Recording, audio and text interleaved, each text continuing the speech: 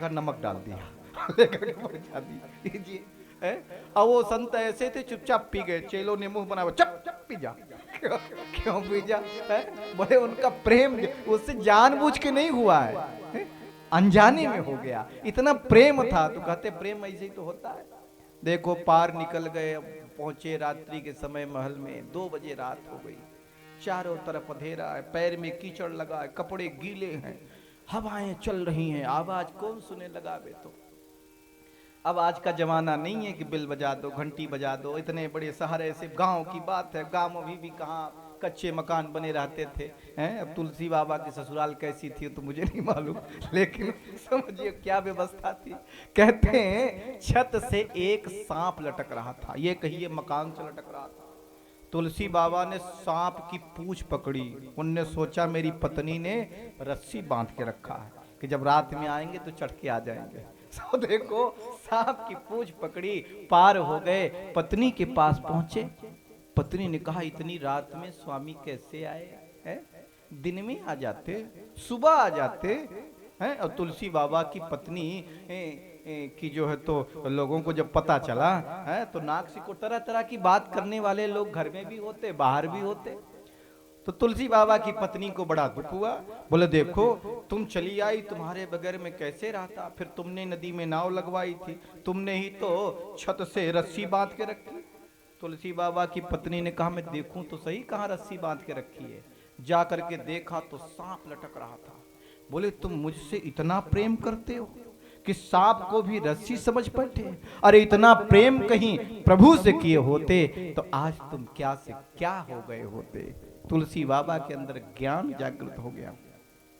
तो तुलसी तुलसी सब कहें, तुलसी बन की घास, और हो गई कृपा राम की, और बन गए तुलसीदास। और क्या हुआ? तो चित्रकूट के घाट में भय संतन कई भीड़, तुलसीदास चंदन घिसे, तिलक देत रघुवीर। प्रेम किया, प्रेम किया मीरा ने, प्रेम किया सूर्य ने, प्रेम किया ऋषियों ने। एक ऋषि का नाम है सुतीक्षण, आपने सुना होगा है? अगस्त ऋषि के शिष्य थे। एक बार अगस्त ऋषि का निमंत्रण हुआ, सुतीक्षण से कहा सुतीक्षण, बोले जी गुरुदेव। बोले ठाकुर जी शालिग्राम भगवान को लेके आना, मैं जा रहा हूं। बोले जी लेके आऊंगा। अब सुतीक्षण जी लेकर के चले, रास्ते में जा रहे थे तो एक जामुन का वृक्ष पड़ा और अच्छी काली काली जामुन फड़ी हुई थी, पकी हुई थी। सुतीक्षण के मुंह में पानी आ गया, कितनी अच्छी अच्छी जामुन है, कैसे खाया जाए। देखे तो नीचे कोई है पत्थर भी नहीं दिख रहा। सो ठाकुर जी का जो सिंहासन था खोला, शालिग्राम भगवान निकाले और छोटे वाले भगवान लिए और मार दिया। जैसे मारे न जाने कहाँ चल गए, तो बड़े वाले भगवान निकाले शालिग्राम। अब उनसे मारा, उन्होंने पूरा पेड़ ही हिला दिया। जामुन नीचे गिरी, बैठ करके सुतीक्षण जी ने खूब पाया, बड़े प्रसन्न हुए। कितनी मीठी जामुन थी, आनंद आ गया। अब सोचे शालिग्राम भगवान कहाँ, ठाकुर जी कहाँ, इधर उधर खोजा, कहीं मिल ही नहीं रहे। बोले काले काले ठाकुर जी, काली काली जामुन। सो 2 बड़ी बड़ी काली काली जामुन लिए और भगवान जी के सिंहासन पर रख दिया, लेके आए। अब अगस्त ऋषि ने कहा सुतीक्षण, बोले जी गुरुदेव। बोले जरा ठाकुर जी को लाना, शालिग्राम भगवान को। बोले जी लाया। बोले उनको स्नान कराना। अब ऐसे सिंहासन से उठाए, ऐसे हाथ में रखे, ऐसे किया, ऊपर से जल डाला ऐसे, तो देखा गुठली एक तरफ पूछा एक तरफ। उन्होंने कहा सुतीक्षण ठाकुर जी कहाँ है? बोले यही तो। बोले ये ठाकुर जी, ये। सुतीक्षण ने कहा गुरुदेव आप एक ही काम करते बार बार। बोले क्या? बोले जब देखो तब भगवान को घिसते रहते, नहलाते रहते, रात दिना का चंदन पानी ठाकुर सरगे हम का जाने। क्या मतलब? जब देखो तब आप नहलाते ही रहते हो, घिसते ही रहते हो, धोते ही रहते हो, भगवान सड़ गए। सुतीक्षण जी की जम करके पिटाई किया। सुतीक्षण ने कहा गुरुजी आपने मुझे पत्थर के भगवान के लिए मारा है, मैं एक दिन सदैह परमात्मा को लेकर के तभी मैं आपके पास में आऊंगा। और सुतीक्षण रास्ते में बैठे हुए हैं, भगवान आए और भगवान ने सुतीक्षण के अंदर प्रीति देखी। अतिशय प्रीति देखि रघुबीरा, अप्रगटे हृदय हरन भव भीरा। भगवान प्रकट हो गए, स्वयं भगवान को लेकर के सुतीक्षण जी आए हैं। तो भगवान कैसे मिलते हैं? प्रेम से मिलते हैं। बांधा था द्रौपदी ने तुम्हें चार तार में, बांधा था द्रौपदी ने तुम्हें चार तार में, खूब जान लिया बांधे एक पुष्पहार में, खूब जान लिया बांधे एक पुष्पहार में। बांधा था द्रौपदी ने तुम्हें चार तार में, बांधा था तुम्हें द्रौपदी ने चार तार में, तुम्हें चार तार में, खूब जान लिया बांधे एक पुष्पहार में, खूब जान लिया बांधे एक पुष्पहार में। वृंदा ने प्रेम डोर से बांधा था तुम्ही को, वृंदा ने प्रेम डोर से बांधा था तुम्ही को, वृंदा ने प्रेम डोर से बांधा था तुम्ही को, वृषभानु किशोरी ने तुम्हें एक प्यार में, वृषभानु किशोरी ने तुम्हें एक प्यार में। बांधा था द्रौपदी ने तुम्हें चार तार में, बांधा था द्रौपदी ने तुम्हें चार तार में, तुम्हें चार तार में, खूब जान लिया बांधे एक पुष्पहार में, खूब जान लिया बांधे एक पुष्पहार में।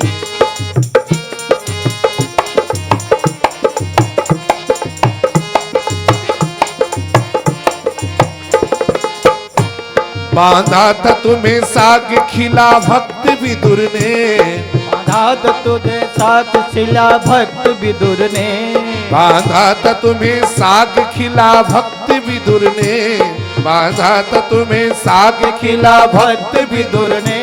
गणिकान सुआ राम पढ़ो की पुकार में, गणिकान सुआ राम पढ़ो की पुकार में, खूब जान लिया बांध एक पुष्पहार में। बांधा था द्रौपदी ने तुम्हें चार तार में, खूब जान लिया बांध एक पुष्पहार में। ताली बजाते रहे। दो अक्षरों के नाम से बांधा प्रहलाद ने, दो अक्षरों के नाम से प्रहलाद ने बांधा, दो अक्षरों के नाम से प्रहलाद ने बांधा, दो अक्षरों के नाम से प्रहलाद ने बांधा। सबड़ी ने लिया बांध तुम्हें बेर चार में, सबड़ी ने तुम्हें बांध लिया बेर चार में। बांधा था द्रौपदी ने तुम्हें चार तार में, बांधा था द्रौपदी ने तुम्हें चार तार में, तुम्हें चार तार में, खूब जान लिया बांध एक पुष्पहार में, खूब जान लिया बांध एक पुष्पहार में, खूब जान लिया बांध एक पुष्पहार में, एक पुष्पहार में, एक पुष्पहार में। बोले वृंदावन बिहारी लाल की जय। भगवान की कथा बड़े प्रेम से सुन रहे हैं और बहुत अच्छा लगता है।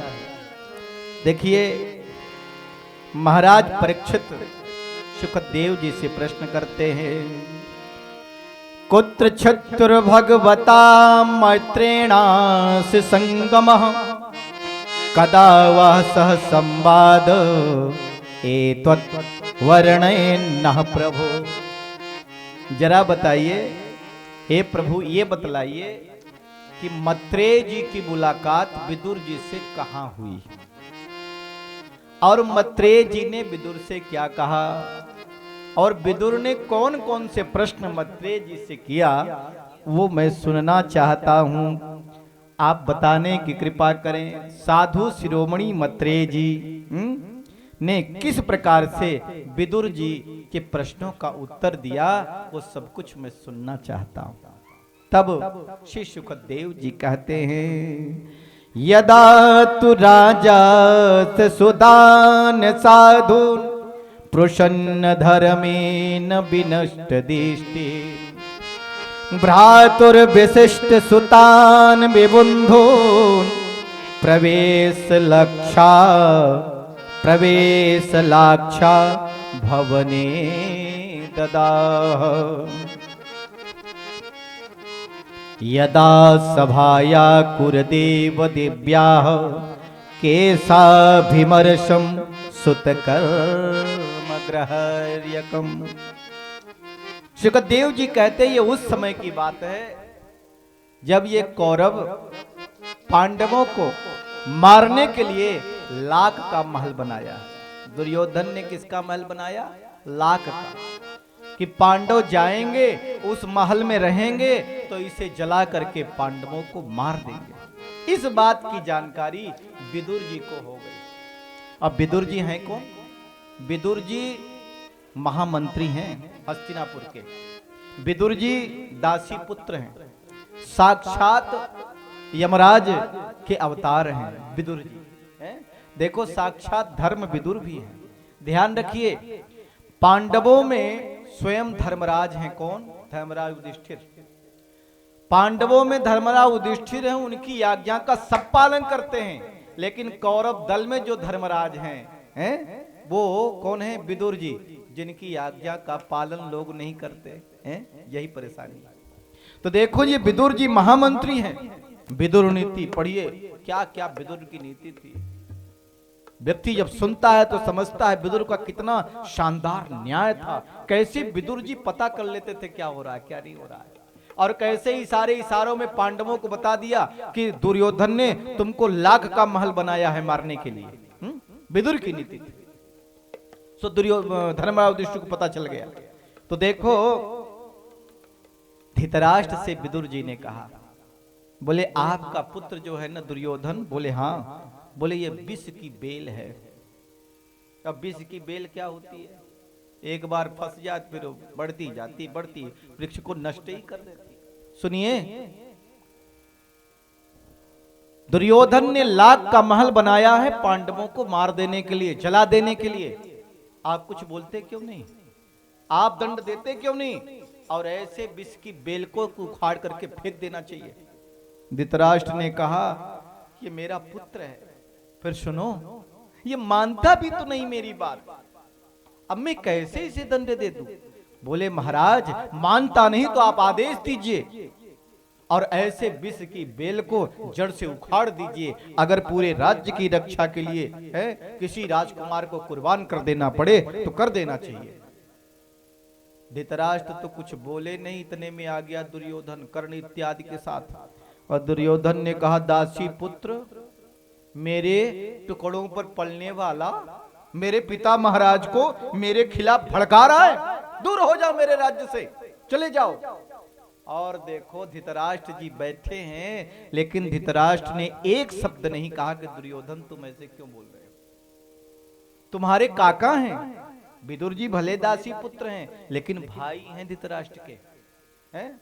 वेद व्यास ने ही उत्पन्न किया था और उस पुत्र के रूप में है कौन? महाराज पांडु, धृतराष्ट्र और विदुर जी।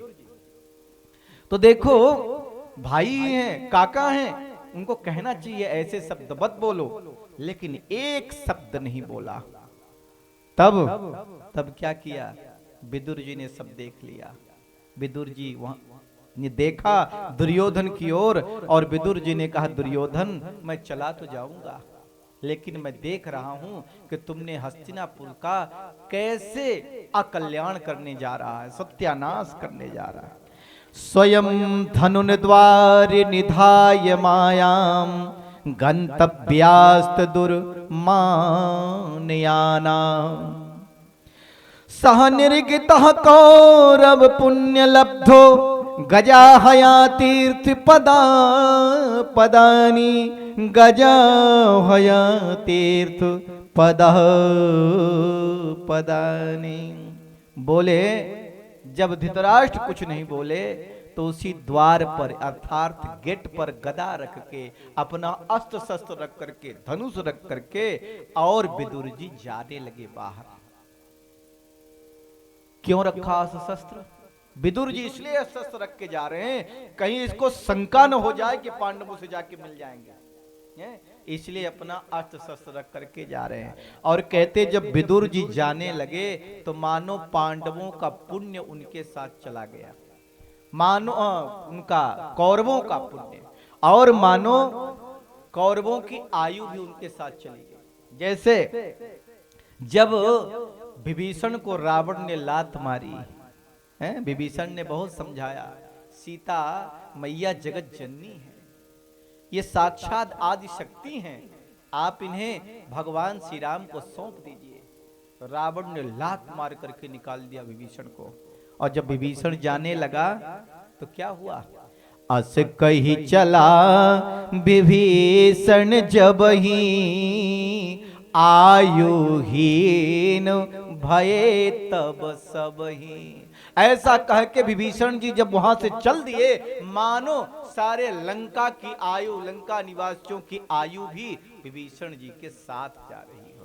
आज जब विदुर जी जाने लगे तो मानो कौरवों की आयु, कौरवों का पुण्य भी विदुर जी के साथ चला जा रहा है, क्योंकि धर्म जा रहा है। विदुर जी साक्षात धर्म है।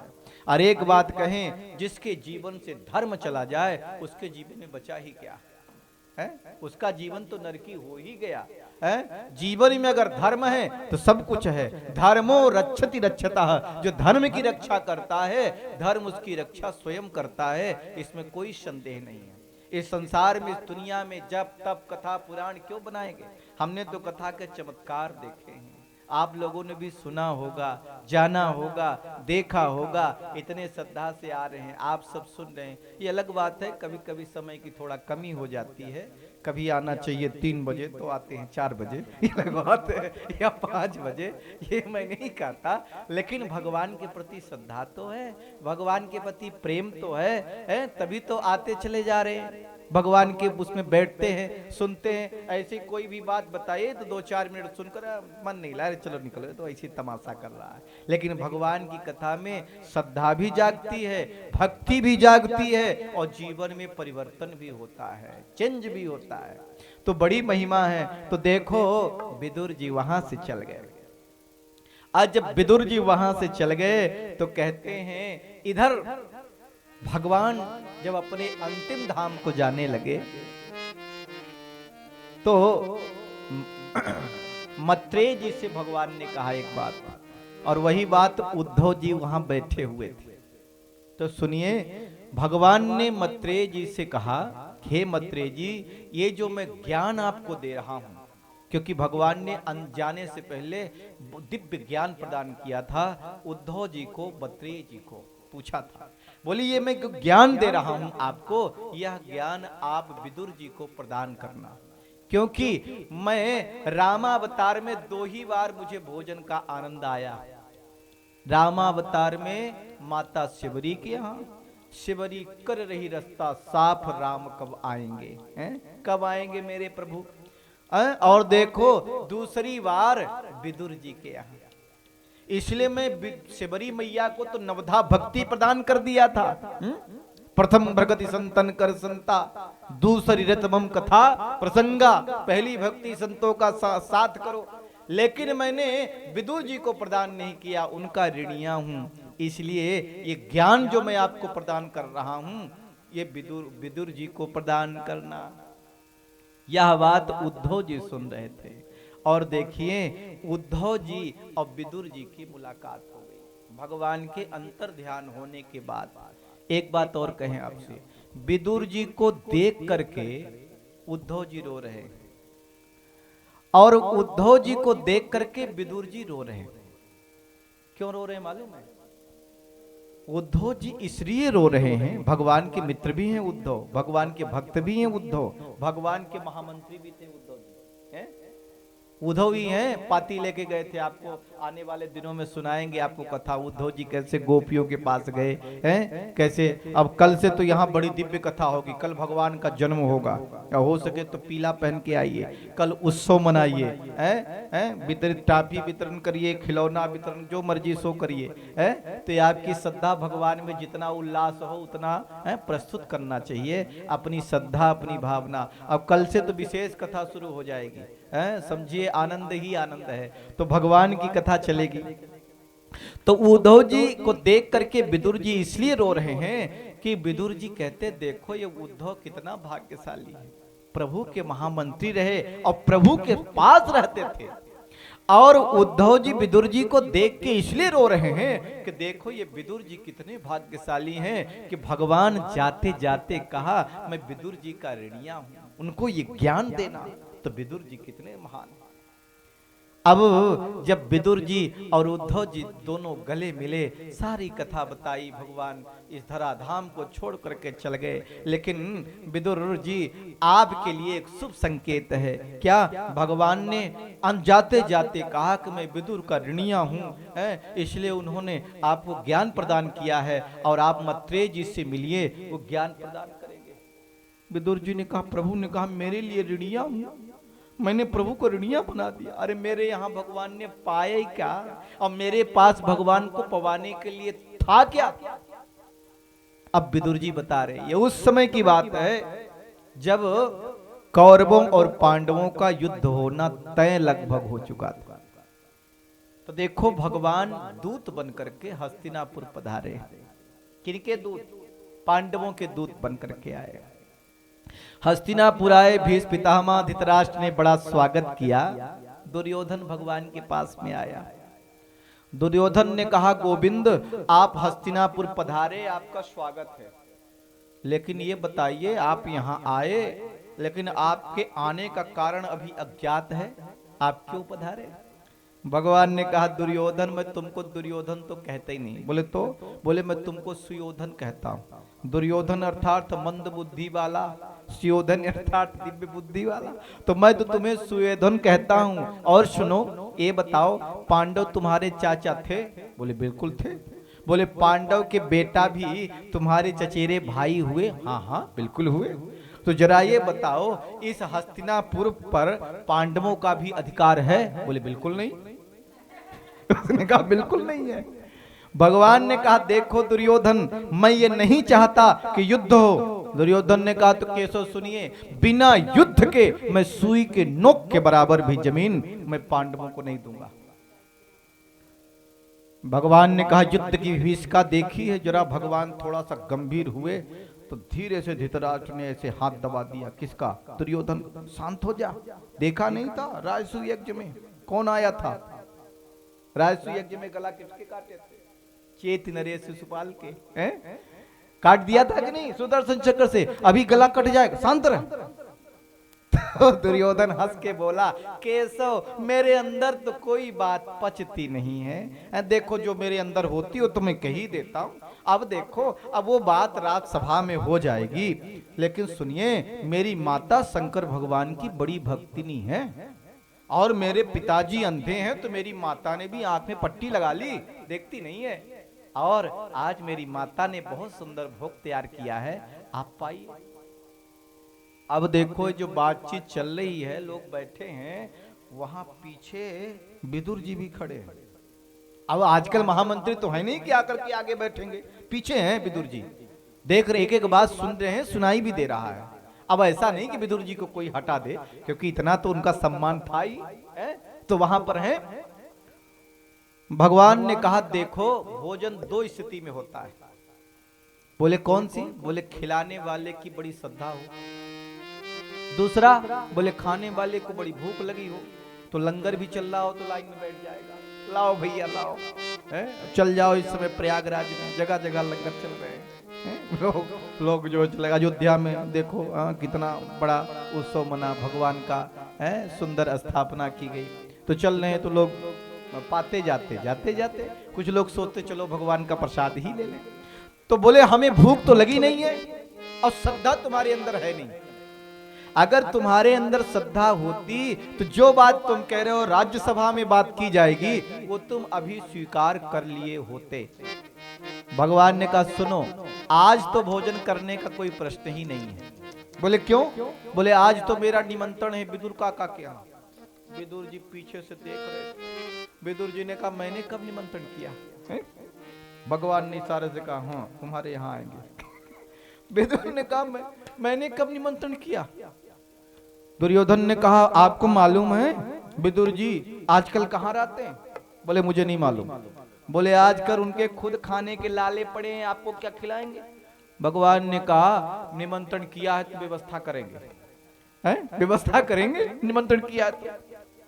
अच्छा आपको मालूम है जब आप आए तो विदुर जी तो मिले नहीं, आपको निमंत्रण कब दिया? बोले चिट्ठी भेजी थी, जब आना हस्तिनापुर तो मेरे यहां पाना। अब देखो विदुर जी धीरे से पीछे से निकले, दौड़े दौड़े गए हैं, और देखो महारानी सुलभा के पास पहुंचे, विदुरानी के पास पहुंचे। अब बोले विदुरानी आज गोविंद ने मेरा कितना बड़ा मान बढ़ा दिया है, और भरी सभा में बोले मेरा निमंत्रण विदुर काका के यहाँ है। सुनो वो कभी भी आ सकते, मैं जा रहा हूं जरा ग्वाल वालों की बजरिया में है, कुछ पेड़ा है, कुछ माखन मिश्री लेके आऊंगा, और आए अगर गोविंद तो ठीक से बिठाना, व्यवस्था करो। बोले ठीक है। एक बात और कहें, भक्त जब भगवान के मंदिर में जाता है तो क्या करता है? अपने जूते चप्पल बाहर उतार देता है और तब मंदिर में प्रवेश करता है। भगवान भी जब भक्त के यहाँ जाते हैं तो अपने जूते चप्पल उतार देते हैं। भगवान पैदल जा रहे हैं। ये अलग बात है कि मंदिर में है जाने वाला, दर्शन करने वाला एक बार चप्पल जी के ऐसी जगह जूता चप्पल उतारेगा कि एक बार चप्पल जूता के दर्शन हो, एक बार मूर्ति जी के अलग बात, ऐसे उतारे हैं। लेकिन देखो भगवान के यहाँ तो उतार ही लेता है। तो देखो भगवान जा रहे हैं, अब भगवान गए तो विदुर जी तो बाहर है, विदुरानी स्नान कर रही थी, स्नान कर रही थी। भगवान ने आवाज लगाई काकी जी मैं आ गया। विदुरानी ने कहा ओ कन्हैया आ गए, कृष्ण आ गए। दौड़ पड़ी, स्नान करते करते उनको ध्यान नहीं अपने वस्त्र का, अपने कपड़ों का, अपने आप का ही, और फट से अरे रे कान्हा आ गए, आइए। भगवान ने कहा तो मेरे आने पर पागल हो गई, बाबरी हो गई, इनको खुद का होश नहीं है। भगवान ने अपनी कमरिया उतारी और विदुरानी को पहना दिया है। विदुरानी पत्तल लेके आई है, पटा लेके आई आंगन में। यहाँ रखूं ना, ये जगह ठीक नहीं है, यहाँ रखूं ना, ये भी ठीक नहीं है, इधर रखूं ना, ये भी ठीक नहीं। पूरे आंगन में भगवान को घुमा रही है, भगवान घूम रहे पीछे पीछे। अब पटा भी रखा तो उल्टा, भगवान उसी पर बैठ गए। कहते हैं ना प्रेम में सब उल्टा ही पुल्टा होता है। इतने में भगवान ने कहा काकी जी बड़ी भूख लगी है। अब भगवान भी कम न वो नहीं करते हैं, बड़ी भूख लगी। हाँ हाँ अभी खिलाती हूँ। देखो तुम्हारे काका गए हैं गोप की बजरिया में और वहां से कुछ लेके आएंगे, तब तक मैं कदली का फल खिलाती हूँ, केला। ठीक है लाओ। अब पत्तल लेके आई तो उल्टा लगा दिया। अब केला लेके आई तोड़ करके, अब केला को ऐसे छीलती हैं, कूदा बाहर फेंक देती हैं, पत्तल में छिलका डाल। भगवान छिलके ही खाए जा रहे हैं। कहाँ भी गया आज हरि आए विदुर घर पावना, आज हरि आए विदुर घर पावना, आज हरि आए विदुर घर पावना, आज हरि आए, आज हरि आए विदुर घर पावना, आज प्रभु आए विदुर घर पावना, आज हरि आए विदुर घर पावना, आज हरि आए।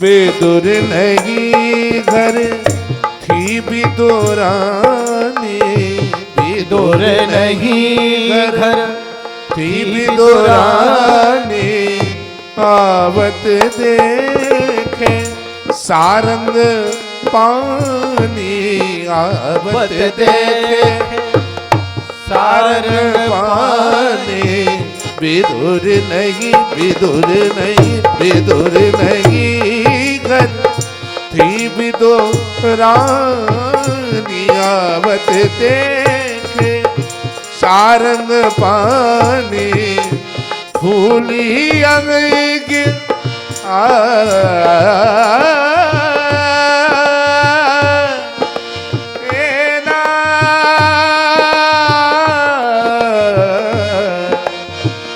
फूली अंग क्षमा में न चिंता फूली अंग क्षमा में न चिंता भोजन कहाँ जिमावना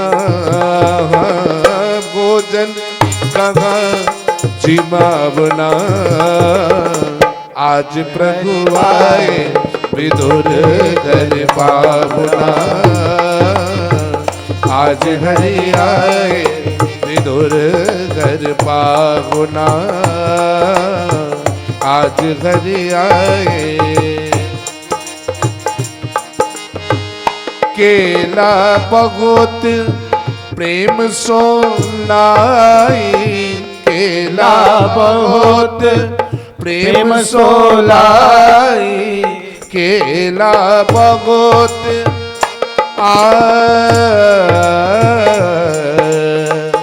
केला बहुत प्रेम सो लाई गिरी गिरी सब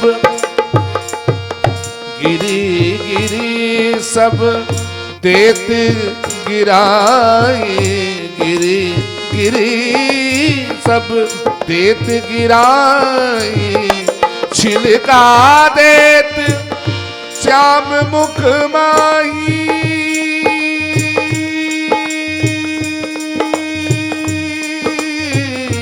छिलका देत श्याम मुख माही लागे बहुत सुहावना हो लागे बहुत सुहावना आज हरि आए विदुर घर पाहुना आज प्रभु आए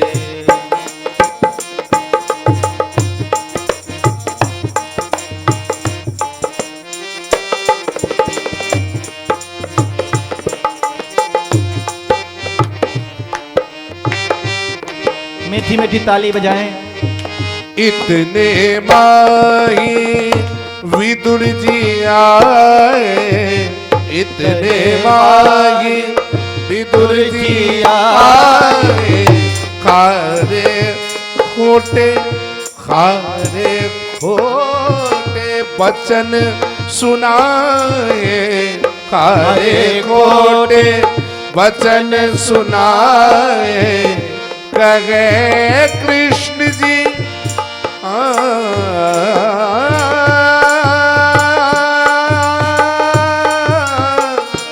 कहे कृष्ण जी सुनो विदुर जी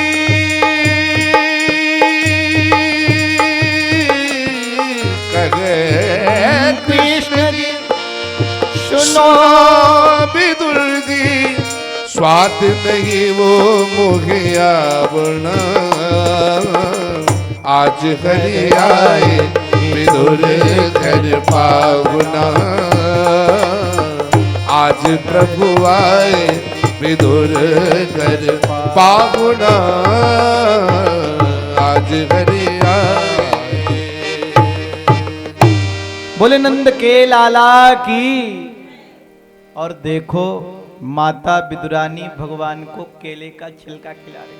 उतना ही नहीं, बीच बीच में पूछती भी हैं, लाला ये केला मीठा है? भगवान कहते बहुत मीठा है। अच्छा, इतने में विदुर जी आए। विदुर जी ने कहा, अरे विदुरानी सुनती हो क्या? अरे जल्दी आरती लाओ, सजाओ, कभी भी गोविंद आते होंगे। आज मेरा राज्यसभा में कितना मान बढ़ाया। विदुरानी ने कहा, आते नहीं होंगे, आ गए। घर के अंदर आए तो क्या देखा? भगवान बैठे हैं उल्टे पटे पर, पत्तल भी उल्टा, और विदुरानी खिला रही है छिलका, पूरा कूदा फेंक दिया बाहर। विदुर जी ने कहा, देवी हमारे घर भगवान आए और तुम उनको छिलका खिला रही हो।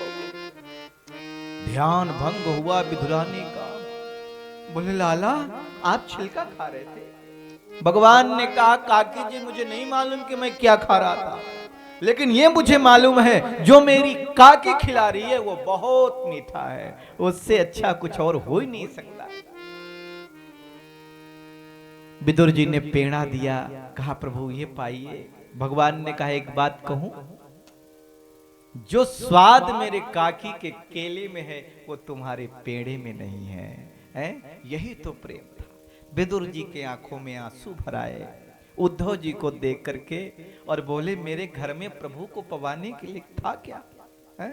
घास सूखी और देख क्या खाया, केले का छिलका, और ऋणियां बन गए और भगवान मेरे ऋणियां बन गए। जरा बताइए वो मैत्रेय जी कहां मिलेंगे? बोले, वो हरिद्वार में गंगा जी के किनारे कहीं आपको मिल जाएंगे। विदुर जी वहां से गए, हरिद्वार में मैत्रेय जी मिले और मैत्रेय जी के मिलते ही मैत्रेय जी बड़े स्वागत से विदुर जी को बुलाया और कहा, विदुर जी मैं आपकी ही प्रतीक्षा कर रहा था, भगवान ने जो ज्ञान दिया है वो मुझे प्रदान करना है, क्योंकि मेरी ड्यूटी है, प्रभु ने आपके लिए कहा है। विदुर जी ने बहुत सुंदर प्रश्न किया, सुखाय कर्माणि करोति लोको न देह सुख्यम वायन दुपारवं वा विन्देति भूयस्तदयेव दुःखं यदत्र युक्तं भगवान वदेन्यः। उन्होंने कहा, पहले ये बताइए कि भगवान ने दुनिया बनाई क्यों, और दुनिया बनाई तो एक जैसे क्यों नहीं बनाई? दुनिया बनाने वाले क्या तेरे मन में समाई, तूने काहे को दुनिया बनाई है? भगवान ने दुनिया बनाई ठीक है, लेकिन एक जैसे क्यों नहीं बनाई? अच्छा जरा बताओ कि एक ही घर में एक जैसा डिट्टो कोई मिलता है क्या? है? थोड़ा बहुत जरूर अंतर हो जाता है। कुछ लोग कहते देखो दोनों भाई एक ही जैसे दिखते हैं, लेकिन कुछ न कुछ उनमें अंतर रहता है। कहीं आवाज का अंतर है तो कहीं रूप में, कहीं किसी में, कहीं किसी में। तो जरा बताओ बनाने वाले की कितनी बड़ी कलाकारी। दुनिया क्यों बनाई, और बनाई तो एक जैसे क्यों नहीं बनाई? जरा ये तो बताइए। फिर ये बताइए भगवान अवतार क्यों लेते हैं, क्यों लिया? मैत्रेय जी ने कहा, विदुर जी मुझे ऐसा लगता है कि जो प्रश्न आप कर रहे हैं ये प्रश्न का उत्तर आप न जानते हो, आप स्वयं जानते हैं, लेकिन चमत्कार ये नहीं है कि उसने दुनिया कैसी बनाई। जरा बताओ जिसने दुनिया बनाई वो कैसा है? दुनिया बनाने वाले ने जरा चमत्कार ये देखो कि भगवान ने दुनिया रची कैसे। जरा देखो आपका रंग तो फीका पड़ जाए, लेकिन मोर के पंख में जो रंग चढ़ाया है वो छूटता क्या, अलग होता क्या? किस प्रकार की कलाकारी मेरे प्रभु। रचा है सृष्टि को जिस प्रभु ने, वही ये सृष्टि चला रहा है। रचा है सृष्टि को जिस प्रभु ने, वही ये सृष्टि चला रहे। जो पेड़ हमने लगाया पहले,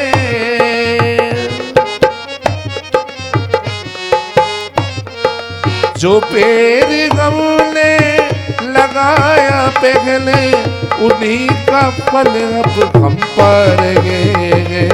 रचा है सृष्टि को जिस प्रभु ने, वही ये सृष्टि चला रहे। रचा है सृष्टि को जिस प्रभु ने, वही ये सृष्टि चला रहा है, वही ये सृष्टि चला रहा है। तो जरा बताओ जिसने दुनिया बनाई, जरा बताओ वो कितना सुंदर होगा। नाम तुम्हारा तारनहारा, कब तेरा दर्शन होगा। जिसकी रचना इतनी सुंदर, वो कितना सुंदर होगा, वो कितना सुंदर होगा। नाम है तेरा तारणहारा कब तेरा दर्शन होगा जिसकी रचना इतनी सुंदर, वो कितना सुंदर होगा, वो कितना सुंदर होगा। दीन दयाल दया के सागर, जग में नाम तुम्हारा है। दीन दयाल दया के सागर, जग में नाम तुम्हारा है। तुम बिन मेरे बाल कृष्ण प्रभु, तुम बिन मेरे बाल कृष्ण प्रभु, कोई नहीं हमारा है। भव से पार उतरने तू, भव से पार उतरने तू, तेरा ही शरणा होगा जिसकी रचना इतनी सुंदर, वो कितना सुंदर होगा, वो कितना सुंदर होगा। नाम है तेरा तारणहारा, नाम है तेरा पालनहारा, कब तेरा दर्शन होगा जिसके रचना इतनी सुंदर, वो कितना सुंदर होगा, वो कितना सुंदर। फिर प्रश्न किया, सुखाय कर्माणि करोति लोको। अच्छा जरा बताओ, इस संसार में लोग सोचते हमें सुख की प्राप्ति हो, क्या कर लें कि सुख मिल जाए।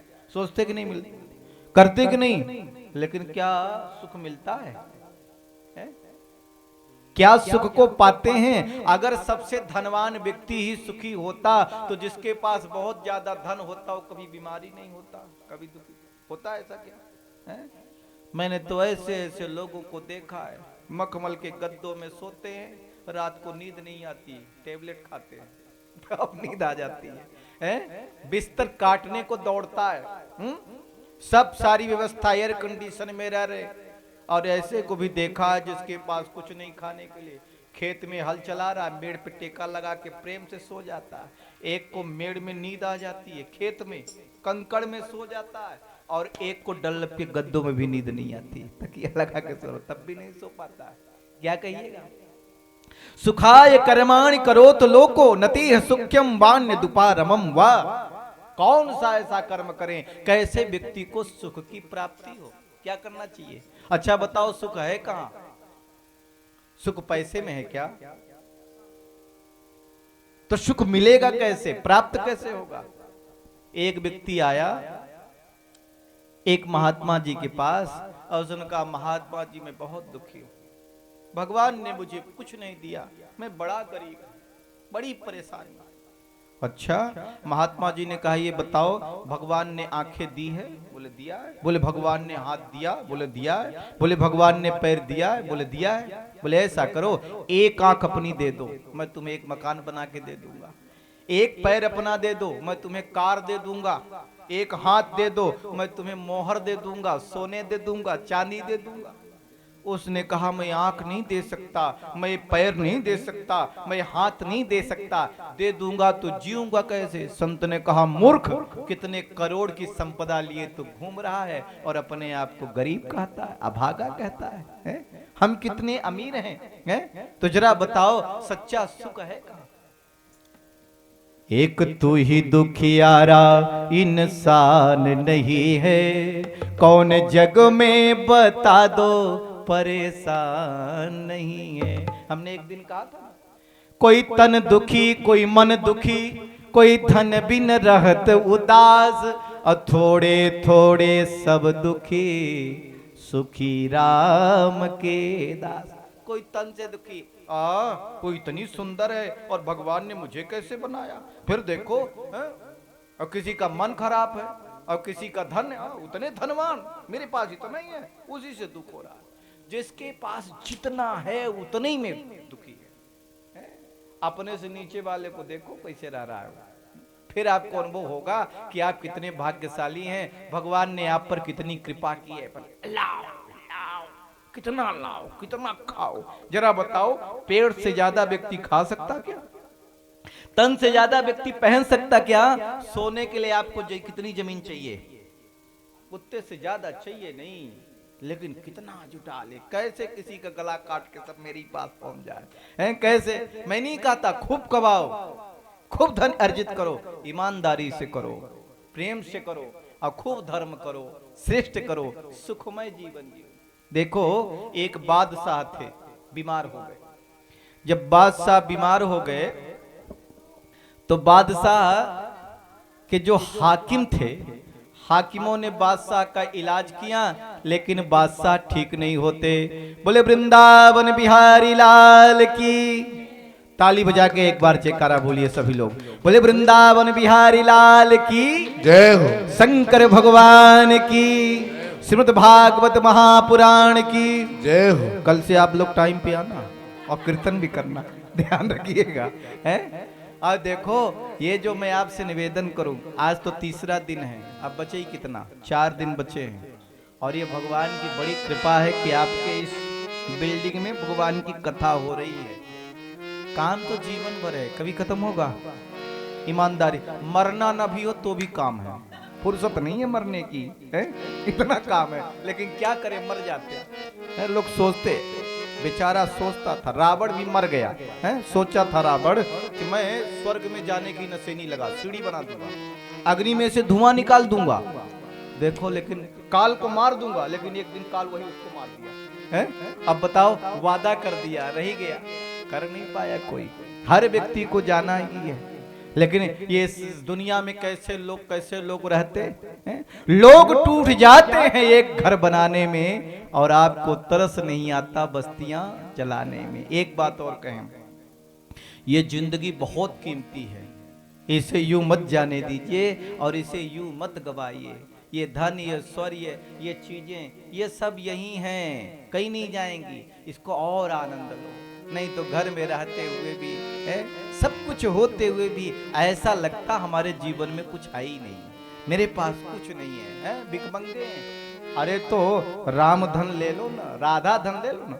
हमारे धन राधा श्री राधा, श्री राधा हमारो धन राधा श्री राधा, श्री राधा हमारे धन राधा राधा राधा राधा राधा हमारो धन राधा राधा राधा राधा राधा हमारे धन राधा श्री राधा, श्री राधा परम धन राधा श्री राधा, श्री प्रभु को बना राधा। लो, हमारो धन कन्हैया है, हमारो यही है। फिर जीवन में सूखापन नहीं रहेगा, फिर जीवन में दुखपन नहीं रहेगा। तो मैं निवेदन कर रहा था, एक बादशाह बीमार हो गए। अब बादशाह बीमार हुए, बीमारी ठीक ही नहीं हो रही, उनके हाकिम बड़ी दवा कर रहे। तो राजाओं के यहाँ से वैद्य बुलवाए गए। कौन बुलाया? वैद्य। अब वैद्यों के बारे में कहा जाता, नाड़ी देख करके सब समझ जाते। ऐसे ऐसे वैद्य होते थे, शायद आज भी होंगे, ऐसी नाड़ी देख करके बताते कि सुबह आपने क्या भोजन किया था, अभी आप क्या खा के आए हैं, आपको ऐसी ऐसी परेशानी, आपको बताना नहीं है, बता देते थे वैद्य, इतने जानकार होते। तो वैद्यों ने बादशाह की नाड़ी देखी, पता चला कि बादशाह को कोई बीमारी ही नहीं। बोले जब कोई बीमारी नहीं तो फिर ये बीमार क्यों है? जब बीमारी नहीं तो बीमार क्यों? वैद्यों ने कहा, राजन आपकी दिनचर्या देखनी है। बोले ठीक है। अब राजा कब सोता है, कब उठता है, कब बैठता है, क्या बात करता है, कितने बजे लोगों से मिलता है, सारी बात वो वैद्य देख रहे थे। वैद्यों को 3 दिन में पता चल गया। वैद्यों ने कहा, राजन बादशाह जी आपकी बीमारी का पता चल गया। बोले इलाज करो। बोले उसका इलाज बहुत सरल है। बोले क्या? बोले इस दुनिया का जो सबसे सुखी इंसान हो, अगर उसका कुर्ता आपको पहना दिया जाए तो आपकी बीमारी समाप्त। दुनिया के सुखी इंसान का कुर्ता मिला, देखिएगा, दुनिया के सुखी इंसान का कुर्ता कहां पहुंचे? अब सैनिकों को आदेश दिया, जाओ दुनिया के सुखी इंसान का कुर्ता लेकर के आओ। रांची में पहुंच गए और देखो एक बहुत बड़े मालदार व्यक्ति थे, बड़ा लंबा बिजनेस था, कारोबार था, कई मंजिला मकान थे, डोरंडा में भी बिल्डिंग थी, सब जगह थी, पूछो मत कारोबार कितना था। एक दुकान उनकी मेन रोड में भी थी, जगह जगह थी, और क्या कहिए। अब देखो उनकी दुकान थी, वहां सेठ जी थे, कोई होंगे बुरा मत मानना, मैं आप लोगों को नहीं कह रहा हूं, तो मैं उनको कह रहा हूं। तो देखो उनकी गादी जो थी उस पे बैठे हुए थे, उनका पेट इतना निकला हुआ था, लेकिन उनके तिजोरी में रुपया था, पैसे ही पैसा। देखो सैनिकों ने कहा बड़ा मालदार आदमी, बड़ा सुखी होगा। बोले सेठ जी आप सुखी हैं? बोले दिखाई नहीं देता, तुम्हें सुखी दिखाई देता हूँ, मैं खाक सुखी हूँ, देख नहीं रहा कितना पेट निकला, न उठा जाता है न बैठा जाता है, बच्चे कितने लापरवाह है, दुकान पे नहीं आते, कितना उधारी चल रहा है, देख नहीं रहे हो? मैं भी सुखी नहीं हूँ, मैं भी बहुत दुखी हूँ। तब सैनिक आगे बढ़े, किसके पास जाएं? तो देखो डॉक्टरों के पास पहुंचे, इंजीनियरों के पास पहुंचे, बोले आप तो बड़े सुखी होंगे। बोले खाक सुखी हैं, जब देखो कोई टपक पड़ता है? पत्नी नाराज हो जाती है, बच्चे नाराज हो जाते हैं, मैं भी सुखी नहीं हूँ। तब फिर किनके पास पहुंचे? नेताजी के पास पहुंचे, मंत्री जी के पास पहुंचे, आप तो मंत्री हैं, बड़े सुखी होंगे। बोले छापा पड़ने वाला है, कब क्या हो जाए कौन जानता है? देखो मैं भी सुखी नहीं हूँ, अगली बार बन पाऊंगा कि नहीं बन पाऊंगा कोई भरोसा नहीं है, ओपोजिशन में क्या चल रहा है, केंद्र में किसकी सरकार है, राज्य में किसकी सरकार है? देखो मैं भी सुखी नहीं हूँ। हार गए सैनिक, सुखी इंसान नहीं मिला। वापस लौट रहे थे तो देखा एक नाविक है नदी में नाव चला रहा था और मस्ती से गाने गा रहा था। सैनिकों ने सोचा बड़े मस्ती में गा रहा, हो सकता है यही सुखी हो। सैनिकों ने कहा सुनो। बोले क्या? बोले तुम सुखी हो क्या? कहा हाँ सुखी हैं। इधर पास में तो आओ। पास में आया, ध्यान से देखा तो उसके तन पे तो कपड़े ही नहीं है, खाली लगोटी लगाए गए। उन्होंने कहा वास्तव में तुम सुखी हो? बोले हाँ। बोले नाव अपनी यहाँ रखो, जाओ घर से अपना कुर्ता लाओ। बोले क्यों? बोले तुम्हारा कुर्ता बादशाह को चाहिए। उसने कहा मेरे पास जो है इतना ही है और कुछ भी नहीं है। आखिरकार बादशाह के पास प्रस्तुत किया गया और पता चला कि सुख पैसे में नहीं, सुख सच्चे आत्म संतोष में है। सुखी रहने के दो ही उपाय हैं, आवश्यकताएं कम करो और परिस्थितियों से तालमेल बिठाओ, व्यक्ति सुखी हो जाएगा। अब बताओ, मान लो गर्मी भयंकर पड़ रही, लाइट गोल हो गई, इन्वर्टर बैठ गया, एसी चल नहीं रही, आंखें सूज गई, सो नहीं पा रहे, नींद नहीं आ रही है? और जो व्यक्ति हर परिस्थिति में ढला हुआ है वो तो सो लेगा चैन से, ढोलेगा कि नहीं सोलेगा? तो हम किसी चीज के गुलाम न हो जाएं, ये भी व्यक्ति को ध्यान रखना चाहिए। हर परिस्थिति में अपने को तैयार करके भी रखना चाहिए। तो कहते हैं सुखाय कर्माणि करोति लोको, लोग कर्म तो करते हैं सुख मिले, लेकिन सुख नहीं मिलता, सुख की अपेक्षा दुख मिलता है, क्योंकि वो भागते किसके पीछे हैं? जहां सुख है वहां जाते नहीं, और जहां सुख नहीं है उधर दौड़ते हैं, तो उधर सुख कहां से मिलेगा? सुख है कहां? तो सो सुख धाम राम यस नामा, अखिल लोक दायक विश्रामा। सो सुख धाम राम यस नामा, अखिल लोक दायक विश्रामा। अखिल लोक दायक विश्रामा।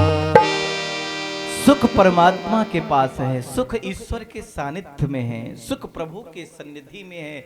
जिसके पास जो वस्तु है वहां मांगोगे तो निश्चित रूप से प्राप्त हो जाएगी, लेकिन जहां जो वस्तु है ही नहीं और आप वहां मांगने का प्रयास करोगे तो कैसे मिलेगी? बड़ी चर्चा शुकदेव जी ने बताई, सृष्टि के विस्तार के बारे में बताया।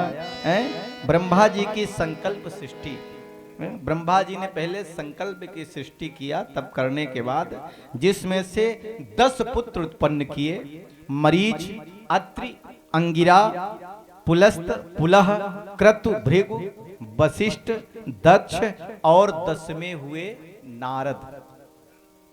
ये ब्रह्मा जी की संकल्प सृष्टि है। कहते हैं ब्रह्मा जी के दाएं स्तन से धर्म उत्पन्न हुआ, पीठ से अधर्म का जन्म हुआ। किससे जन्म हुआ था? अधर्म। का। और देखो ब्रह्मा जी के ओंठ से लोभ का और मुख से वाणी की अधिष्ठात्री देवी सरस्वती उत्पन्न हो गई। देखो बड़ी वर्णन है। और समझिए फिर ब्रह्मा जी ने अपने शरीर का दो भाग किया, अपने शरीर का दो भाग किया। एक भाग से मनुज उत्पन्न हुए दाहिने भाग से, और बाएं भाग से माता शतरूपा उत्पन्न हुई। अब हम लोगों को लोग क्या कहते हैं? मानव। मानव कहते कि नहीं कहते? तो मानव क्यों कहते हैं? क्योंकि हम सब मनु की संतान हैं, इसीलिए मानव कहे जाते हैं। इस सृष्टि के प्रथम प्राणी हैं महाराज मनु, और प्रथम स्त्री हैं इस सृष्टि की माता शतरूपा, जिनसे सृष्टि आरंभ होती है। देखिए इनके दो पुत्र हैं, उत्तानपाद और प्रियव्रत। तीन पुत्री हैं, अकूति, प्रसूति और देवहूति है। ये तीन पुत्रियां हैं। अकूति का विवाह रुचि प्रजापति से हुआ, और जिनके यहाँ यज्ञ नारायण भगवान प्रकट हुए। बोल यज्ञ नारायण भगवान की जय हो। और देखिए उनका विवाह हो गया किससे? स्वाहा से और दक्षिणा से। किससे हुआ? और दक्षिणा। जब आप यज्ञ करते तो क्या बोलते हैं? स्वाहा बोलते कि नहीं? और जब यज्ञ पूरा हो जाता तो फिर दक्षिणा देते हैं, क्योंकि बिना स्वाहा बोले भी यज्ञ का फल नहीं मिलता, भगवान को भोजन नहीं मिलता, और बिना दक्षिणा दिए भी यज्ञ का फल नहीं मिलता। जिस जहां आप बैठे यहाँ कौन सा यज्ञ चल रहा है? ज्ञान यज्ञ, ठीक है ना? तो देखो ज्ञान यज्ञ में आप लोग बैठे हुए। देवहूति का विवाह हुआ कर्दम ऋषि से, और जिनके यहाँ स्वयं कपिल भगवान प्रकट हुए। बोले कपिल भगवान की। प्रसूति का विवाह हुआ दक्ष प्रजापति से, और जिनके यहाँ सती माता प्रकट हुई। बोले सती मैया की, आदि मैया की। निश्चित रूप से आप लोग बड़े देर से यहाँ पर उपस्थित हैं, बैठे हैं। ठीक 3 बजे से कथा चल रही है। श्री सुखदेव जी विचार कर रहे हैं कि थोड़ा थोड़ा लोगों के पैरों में अब दर्द भी शुरू हो गया है, इसलिए कथा को विराम की ओर ले जाया जाए। वैसे भी समय के 7 बजने वाले हैं, लेकिन आप एक कथा को जरूर श्रवण करें, इसके बाद फिर अगला क्रम होगा। देखिए उसी क्रम में ब्रह्मा के एक पुत्र हुए, जिनका नाम हुआ कश्यप ऋषि। अब देखो कश्यप ऋषि की कई पत्नियां हैं, लेकिन एक पत्नी है अदिति और एक पत्नी है दिति। अदिति से हुए देवता और दिति से हुए असुर यानी राक्षस। अब देखो ये राक्षस हुए कैसे दिति से? तो कहते हैं जो दिति नामक पत्नी थी कश्यप ऋषि की, उसने एक बार गोधूली वेला में कश्यप ऋषि से विहार करने की प्रार्थना किया, और कश्यप ऋषि ने कहा देखो यह समय उचित नहीं है। हमारे यहाँ शास्त्रों में हर कार्य करने का अलग अलग विधान है, अलग अलग समय बताया गया है। प्रातः कालीन समय व्यक्ति में धर्म का कार्य है, भगवान का पूजन पाठ स्मरण कीर्तन करने का कार्य होता है। मध्याह्न काल का समय, सुबह होने के बाद का समय अपने कारोबारों में व्यक्ति लग जाता है, बिजनेस व्यापार में लग जाता है, ड्यूटी में चला जाता है, काम करता है। लेकिन रात्रि के समय को काम सेवन का समय बताया गया। गोधूली का समय कहते भोले बाबा का समय होता, उस समय राक्षसी विचरण करते, भूत प्रेत भी घूमा करते, उनकी टोली चलती। कहते हैं वो समय काम वासना के लिए बिल्कुल भी उचित नहीं है। और उसने उसी समय कर्दम ऋषि से हट किया, और देखो गर्भ हो गया, और उसके गर्भ में 2 राक्षस आ गए। अब जो 2 राक्षस आ गए तो देखो बाद में वही हुए हिरणाक्ष और हिरण्याकश्यपु। महाराज परीक्षित ने प्रश्न कर दिया भगवान ये दिति के गर्भ में हिरणाक्ष हिरण्याकश्यपु हैं कौन और कैसे आए, इनके बारे में जानना चाहता हूं। और फिर इन्हें भगवान ने कैसे मारा? मैंने ये भी सुना है कि 12 अवतार लेकर के भगवान ने उनको प्रदान किया। क्या प्रदान की? मुक्ति प्रदान की, अर्थात उनका कल्याण कर दिया। तो ये मैं जानना चाहता हूं। तब जो है श्री शुकदेव जी कहते हैं कि देखिए एक समय की बात है, सनक सनंदन सनातन सनत कुमार ये चारों भैया भगवान नारायण के दर्शन करने के लिए बैकुंठ लोक में पधारे। अब जब बैकुंठ लोक में गए, अब दिखते कितने वर्ष के हैं? हमने